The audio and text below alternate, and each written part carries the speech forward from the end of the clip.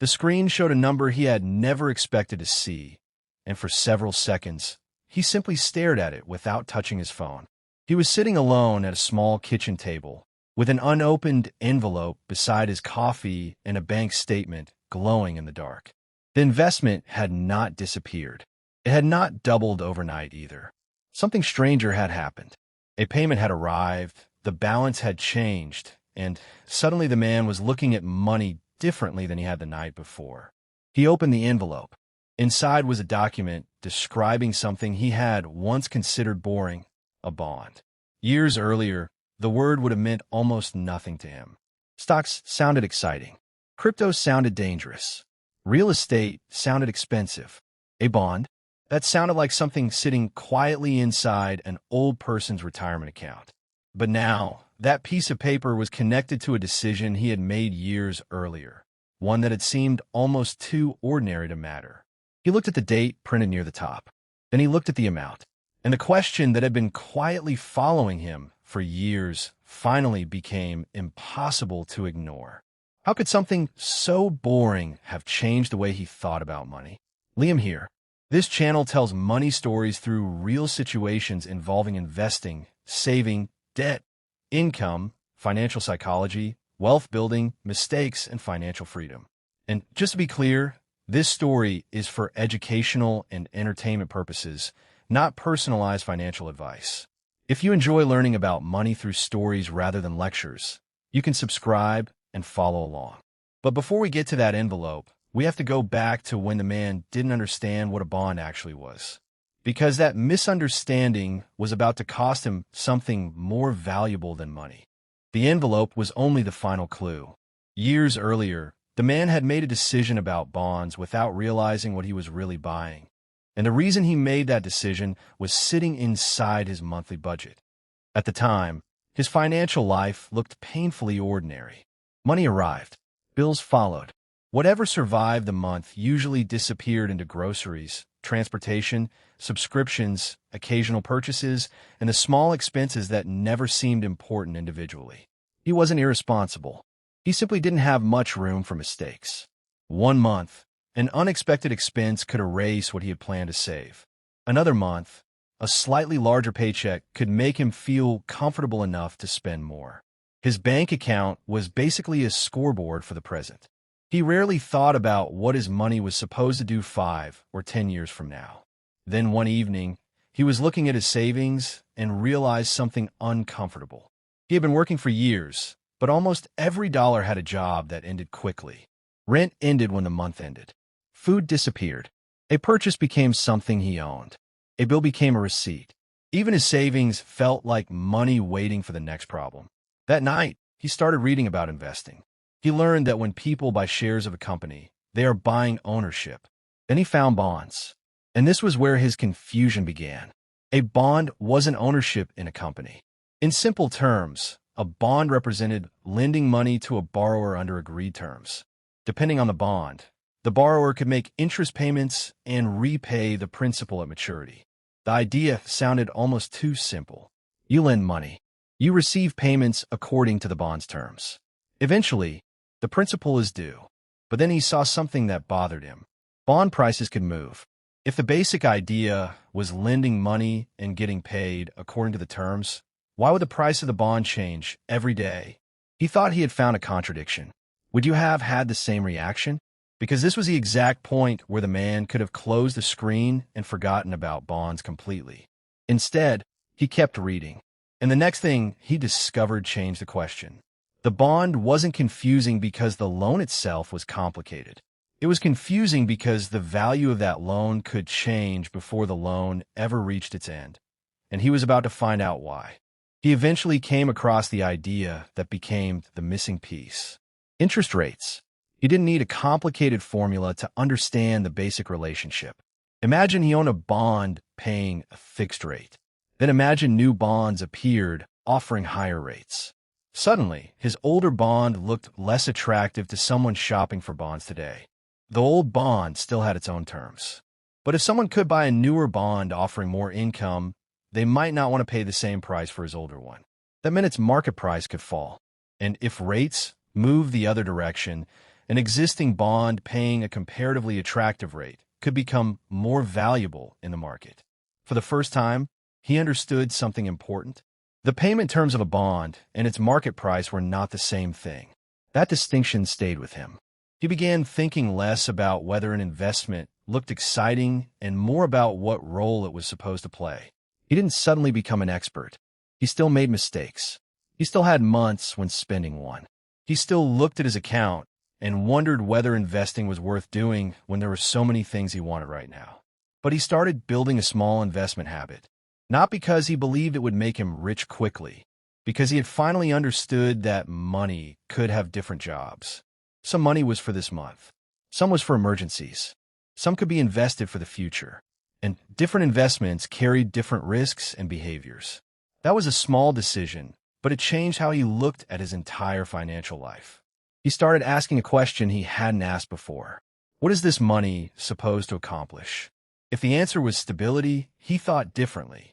If the answer was long-term growth, he thought differently. If the answer was money he might need soon, he thought differently again.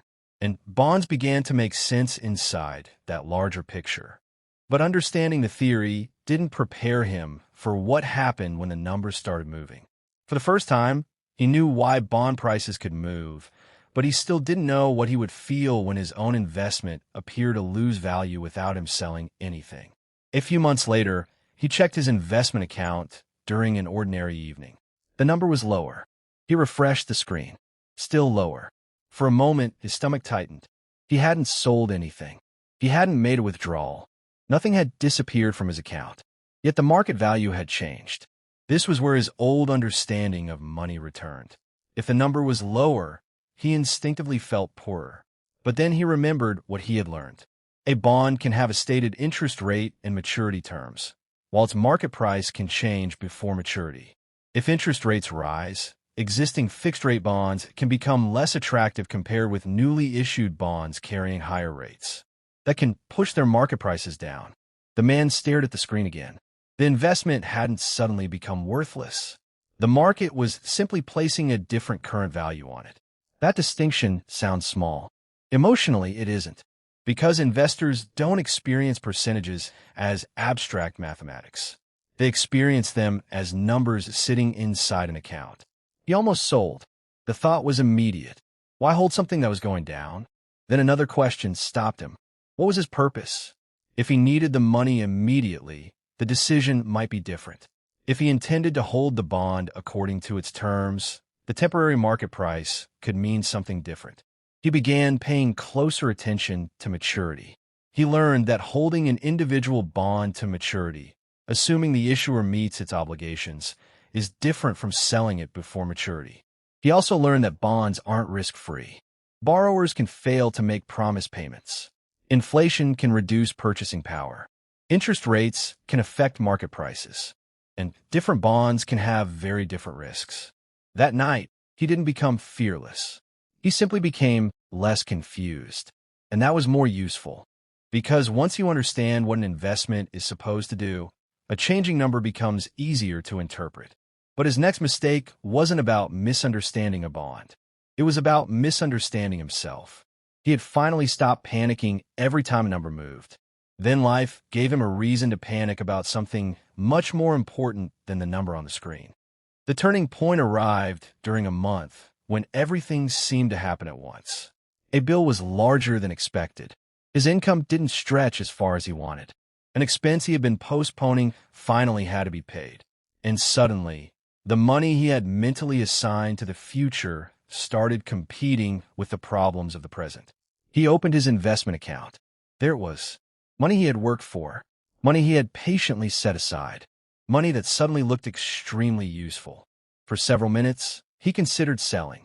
And honestly, this was the kind of moment nobody sees when they look at a long-term financial plan. On paper, the plan looks simple. In real life, a person has bills. A person gets tired. A person gets tempted. A person can become scared. The man realized something that had nothing to do with bonds specifically. An investment strategy only works if it fits the reality of the person using it. He didn't need every dollar invested. He needed enough accessible money for real life too. That realization changed how he organized his finances. Instead of treating investing as the answer to every financial problem, he began giving different money different jobs. His everyday cash was for everyday life. His emergency savings were for unexpected problems. Longer-term investments were for goals that could wait. And bonds, depending on the type and purpose, could have a role within a diversified portfolio or a plan focused more on income and capital preservation than pure growth. That distinction mattered. He stopped asking, "What's the best investment?" He started asking, "Best for what?" That question saved him from making another mistake. Because a person who needs money next month should not think about investments the same way as someone investing for decades. Would you have sold in his position? There isn't one universal answer. The important part was that he was finally making decisions based on purpose instead of emotion. And that was about to change his relationship with money again. The man thought he had learned how to control his investments. What he hadn't realized was that the real battle was learning which money should never have been invested in the first place. Years passed quietly. There were no dramatic movie scenes. He went to work. He paid bills. He bought things he sometimes regretted. He saved. He invested. He occasionally changed his mind. His income changed over time, and so did his responsibilities. But one habit became stronger. Before putting money somewhere, he asked what job it had. That question created a strange contrast in his life. There was the money that gave him comfort today, and there was the money that created possibilities later. Sometimes the two competed. He would see something he wanted to buy and know that the same amount could remain invested. Sometimes he spent it anyway, and sometimes he didn't. The important change wasn't that he became perfectly disciplined. He didn't. The change was that his decisions became visible to him. Money stopped being one giant pile. He could see the trade-offs. If he spent more today, there was less available for tomorrow. If he saved more, he had more flexibility later. If he invested, the value could move. If he held a bond, the terms mattered. If he sold before maturity, the market price mattered. If he held an individual bond to maturity and the issuer fulfilled its obligations, the experience could be different from watching its market value fluctuate day to day. He also learned that bonds wasn't one single thing. Government bonds, corporate bonds, municipal bonds, bond funds, and other fixed income investments can have different structures and risks. A bond fund, for example, doesn't behave exactly like holding one individual bond to maturity. That distinction became important. He wasn't chasing a magic investment. He was learning how financial tools worked. And slowly, his biggest financial asset wasn't the account balance. It was the ability to understand what he owned. That gave him something he had never really had before. Choice. Not unlimited choice. Not financial perfection. Just a little more room between what happened to him and how he responded. And then he noticed something surprising. The older he became, the less interested he was in predicting the market. He was becoming more interested in designing a financial life he could actually live with. The man had spent years watching prices move. But the closer he came to the scene from the beginning, the more obvious it became that the number on his screen was never the real story. The envelope arrived on an ordinary afternoon. He placed it on the kitchen table and forgot about it for several hours. Later that evening, he opened it. The document inside contained details about an investment reaching an important date. And suddenly, he remembered the version of himself who had first encountered bonds. That younger man had thought money was mostly about accumulation. More money meant more security. A higher balance meant success. A lower balance meant failure. Now he understood that money was more complicated than a number. Money was also time. It was flexibility. It was the ability to handle an unexpected expense without destroying a long-term plan. It was the ability to choose between spending today and preserving options for tomorrow. And bonds had taught him something surprisingly fundamental. When you lend money, you care about the borrower. You care about the promised payments. You care about when you get your principal back. You care about interest rate risk, credit risk, inflation, and the possibility that you may need to sell before maturity. And if you buy or sell a bond in a market, its price can reflect changing conditions. None of those ideas were exciting when he first heard them. but now they were attached to real decisions. He looked at the document again. The opening scene was getting closer. The same kitchen, the same table, the same man, but he wasn't the same person. He realized that the biggest change hadn't happened inside his investment account. It had happened inside his understanding. He no longer saw bonds as boring investments. He saw them as a reminder that money could be a contract, a trade-off, a source of income, a risk, a store of purchasing power, or a tool for future choices depending on how it was used. And there was still one final number on the document. He hadn't fully understood what it meant until now. The number wasn't telling him whether he had won or lost. It was telling him that a financial decision made years earlier had finally reached the moment when its original purpose could be seen clearly. He looked at the document one last time. Then he looked at his phone. The number from the opening scene was no longer mysterious. The investment had reached the point he had been waiting for. The money hadn't magically appeared. There had been no secret trick, no perfect prediction. There had simply been a financial instrument with terms, payments, risks, a timeline, and a purpose. And that was the part the younger version of him had missed. He had once believed understanding money meant knowing where to put money. Now he understood that it started earlier. You had to understand what you were actually buying. A stock represents ownership. A bond generally represents lending under specified terms. The bond's market price can move as interest rates, credit conditions, and other factors change. Holding an individual bond to maturity can produce a different experience from selling it beforehand, assuming the issuer fulfills its obligations.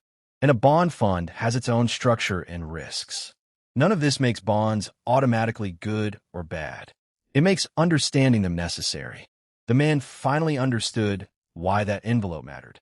It wasn't proof that bonds were better than stocks. It wasn't proof that everyone should own the same investments. It wasn't even proof that his decisions had been perfect. It was proof that money becomes easier to manage when you stop asking only, how much can this make? And start asking, what is this money supposed to do? That question had changed everything. Because when you understand the job of your money, you can understand the reason behind the risk. You can understand why a temporary price change might matter or might not. You can understand why needing money soon is different from investing for decades. You can understand why a higher return usually comes with trade-offs rather than appearing from nowhere. And you can finally stop judging every investment by whether its number is going up today. He folded the document and placed it beside the coffee cup. Years earlier, the word bond had sounded boring. Now it represented something much bigger. A lesson about money itself. Money isn't just a number. It's a set of choices about time, risk, security, opportunity, and freedom. And if you don't understand what your money owns, what it promises, what can change, and when you might need it, then you don't really understand the money you're holding. The man didn't walk away feeling like a financial genius. He felt something better. He felt like he finally understood the question.